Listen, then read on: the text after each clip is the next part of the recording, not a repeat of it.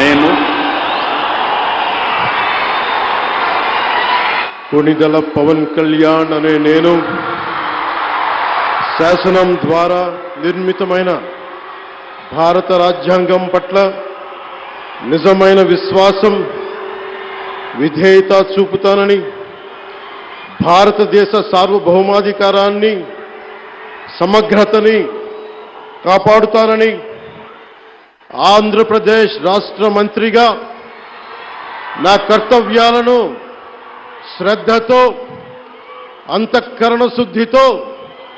నిర్వహిస్తానని, భయం గాని,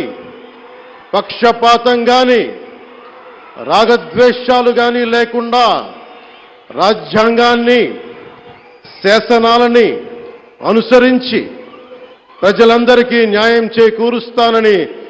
దైవ సాక్షిగా ప్రమాణం చేస్తున్నాను. నేను కొణిదెల పవన్ కళ్యాణ్ అనే నేను